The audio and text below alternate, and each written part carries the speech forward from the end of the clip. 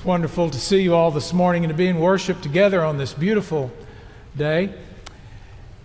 We continue our series, Questions You Should Answer.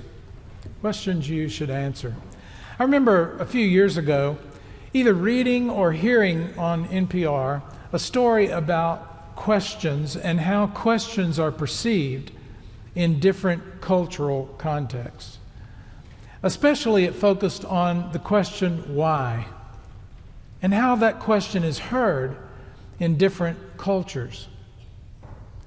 Now, I'm not talking about the why question that a child asks. Why is the sky blue, Mommy? Why is the grass green, Daddy? Those why questions that we ask to as we grow up and as adults to find out information. But I'm talking about the why question that Mommy or Daddy might ask their child. Why did you do that? It's a question that we don't like, particularly, this piece said, in our country. There's something about our culture that we don't like the why question when it's asked in that way. Why didn't you do that? Or why did you do that?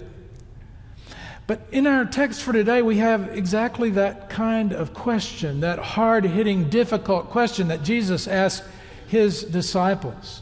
Why, he asked his disciples, do you call me Lord, Lord, but don't do as I say? Why do you call me Lord, Lord, but then don't do what I say? That's a tough question. You remember that the word Lord in that context and in many contexts simply means the one who's in charge. It's like Lord Grantham on Downton Abbey, you know. He's Lord Grantham because he has this title, but it also, that title means he's in charge of Downton Abbey, the one in charge. So Jesus is asking his disciples, why do you call me Lord, Lord? Why do you call me the one in charge? Why do you say that I'm in charge? And then don't do as I say. That's the question for his disciples. Do you remember back in the 1990s when there was this fad that really took off, when people wore bracelets that said WWJD? Do you remember that? What would Jesus do, it stood for. And they wore bracelets. There were also bumper stickers that asked that question. What would Jesus do? It's not a new question. It's a question that Christians have asked throughout the centuries. And you go back a century from the 1990s, and you have the same question being asked in a popular, widespread way because of a book that Charles Sheldon published in 1896 called In His Steps. And the subtitle was, What Would Jesus Do?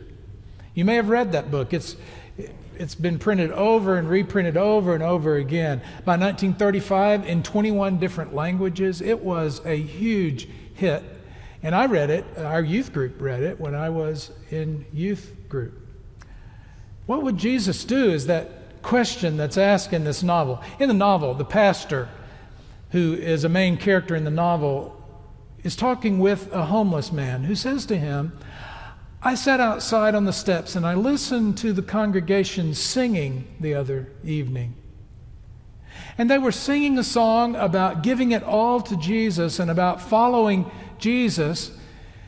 And he said, I just wanted to ask you, what does that mean? Because I don't know what that means, he said. And he went on to say that if everyone who said they followed Jesus, then wouldn't most of the vexing problems that we have in our world disappear or not exist at all? It was that question from that conversation that led that pastor to ask the question, what would Jesus do? And to try to answer that question and then do it when facing a decision or some course of action. He told that story to his congregation, and he challenged the congregation to do the same. And the novel is about the effect of that as people ask that question and responded to that question in small ways and large ways, the effect on individual lives and the effect on that community. What would Jesus do? But that's a question that really has its limits. I mean, it really is calling us to think about what Jesus would do, to consider it, to answer the question what we think Jesus would do. It gets us perhaps 25% there on the path of discipleship, but there's another major step that's probably 75% of it, and that's doing it. Some commentator a number of years ago said the problem with the WWJD bracelets is they were so easy to slip off.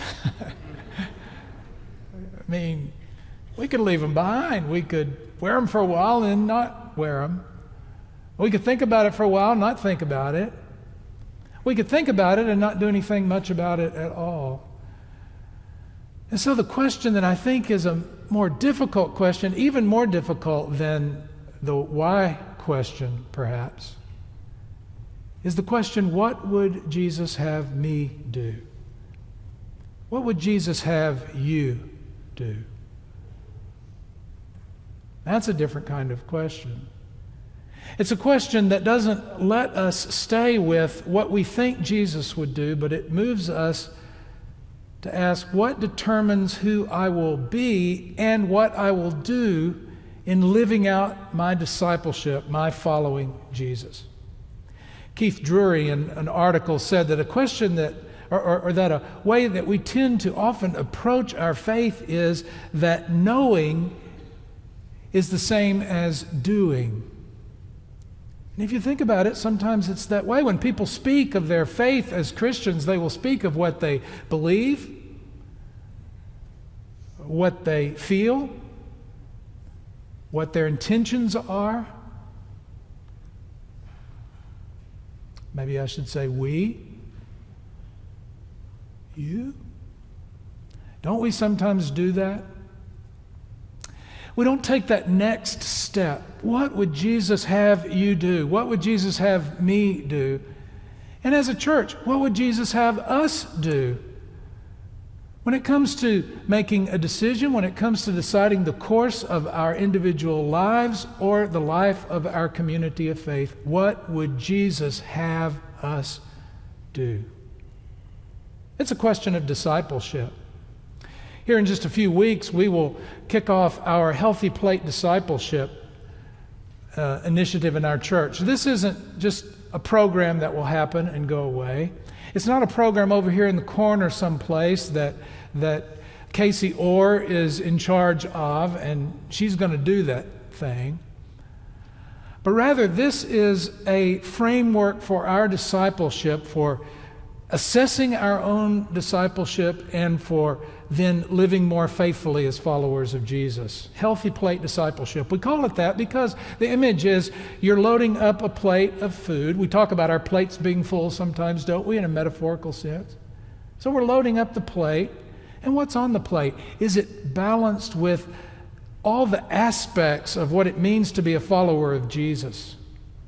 That's discipleship. And it's not an easy thing to do. It's a difficult thing to do, isn't it?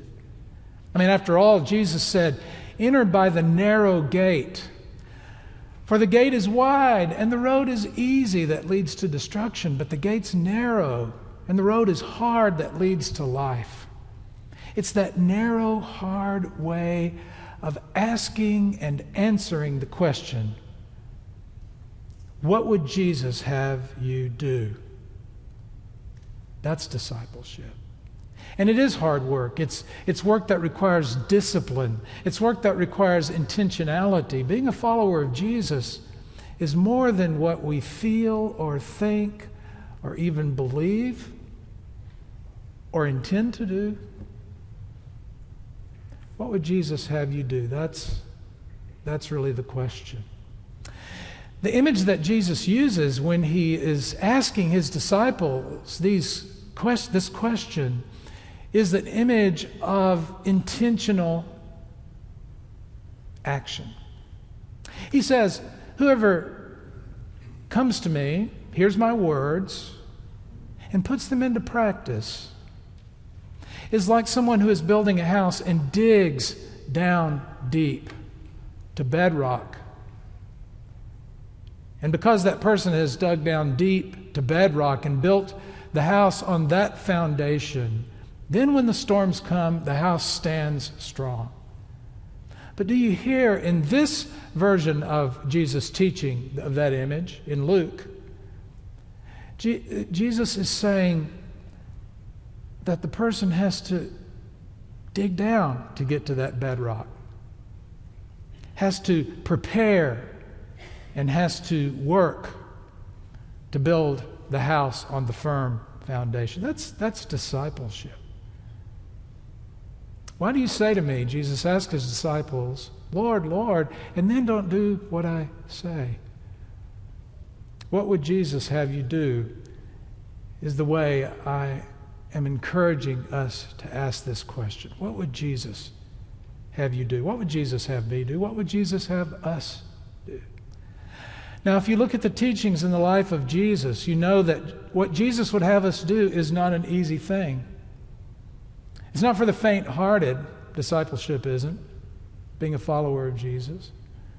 Love your enemies, Jesus says. Pray for those who persecute you. Serve others just as if you are serving Christ himself.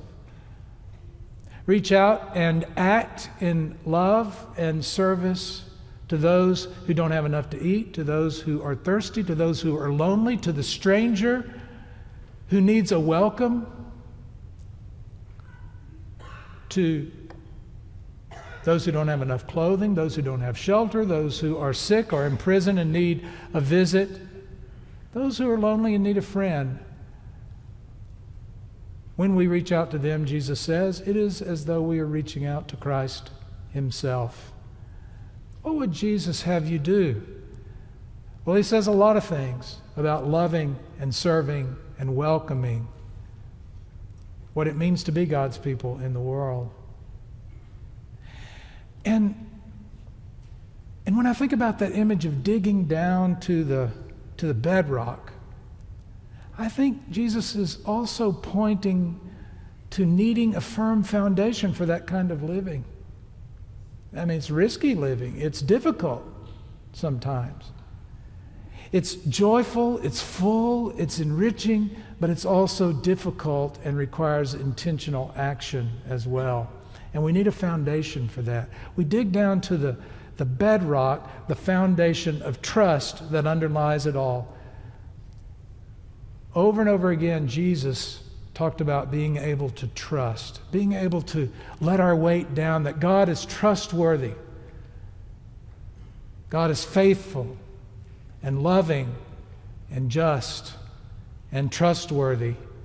And with that foundation, we can, in confidence, follow Jesus where he leads, even through very difficult times. You know, I was thinking about that question. What would Jesus have me do? What would Jesus have you do? And I thought, you know, it really is about motivation. What is it that motivates me every day? What is it that motivates you every day? What is it that motivates us as a community of faith? And then I thought, you know, if there's a different motivation other than Jesus, then what would happen if that same question were asked with a different word in the place of Jesus? Think about the effect of that. What would fear have you do? What would greed have you do? What would self-centeredness have you do?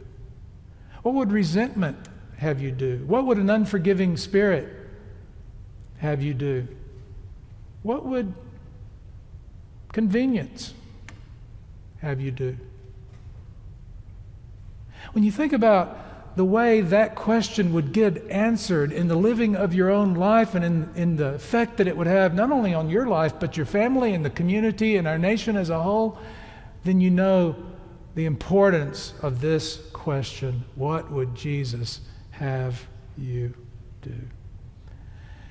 This week I was thinking about two stories that have, since I first read them, have challenged me with this question of what it means to be a follower of Jesus, not just thinking about it or not just embracing a certain set of beliefs. Those are important things to do. Not just having intentions, but what I do. I thought about Clarence Jordan, the founder of the Koinonia ministry in Americus, Georgia. He founded that ministry in the 1950s in Georgia, in a segregated world. It was a community founded to live out Christian community, and people lived on the same piece of property, the same farm, Koinonia farm. Koinonia means fellowship, by the way. And they worked the land together, and they produced food, and they sold it, and it benefited the poor.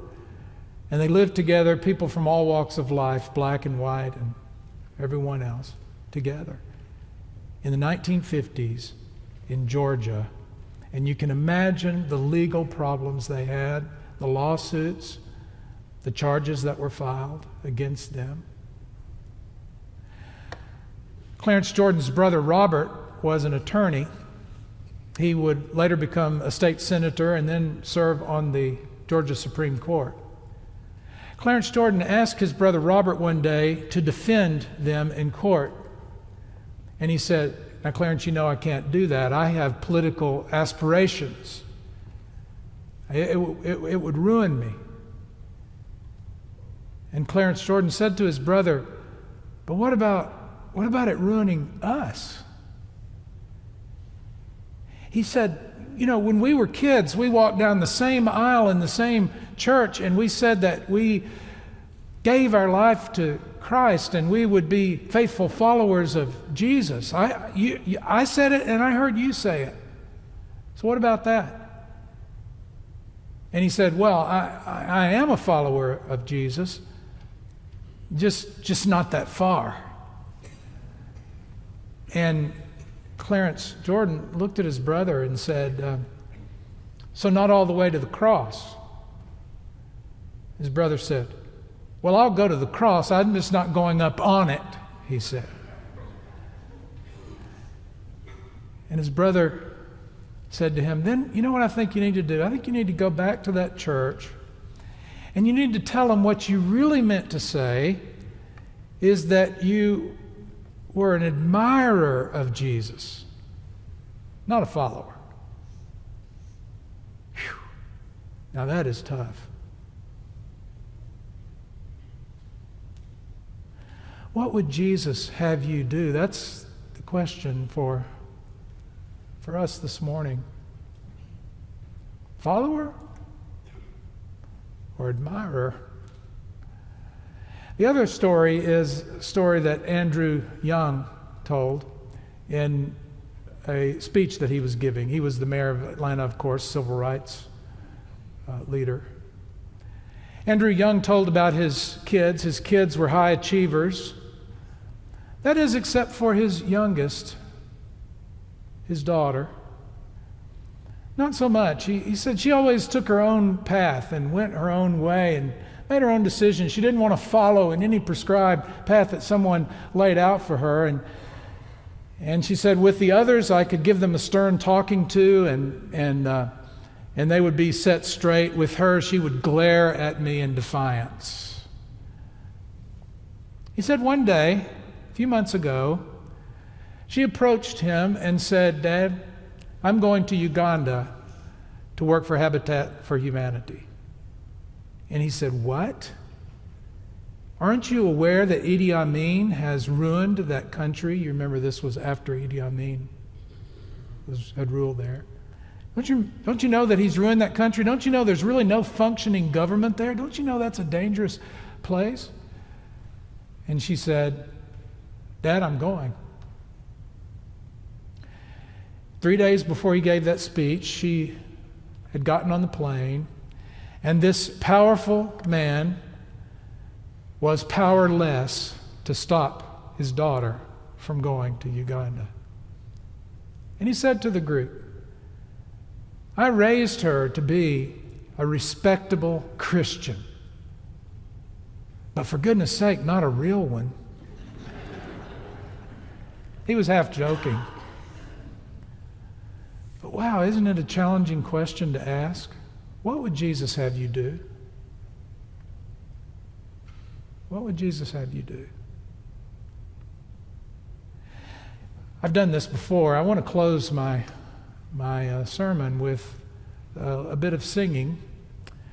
It is a song that I sometimes use in my own devotionals. I will sometimes sing it because it's a prayer, and it's one that many of you will know. It's easy to pick up on. We'll sing just one verse a couple of times. It's Breathe on Me, Breath of God. Breathe on me, breath of God, fill me with life anew, that I may love what thou dost love and do what thou wouldst do. It reminds us that we are able to do what Jesus calls us to do because of the presence of God, the power of the Holy Spirit in our lives. Breathe on me, breath of God. I invite you to sing it together, and this will be our prayer as we sing together.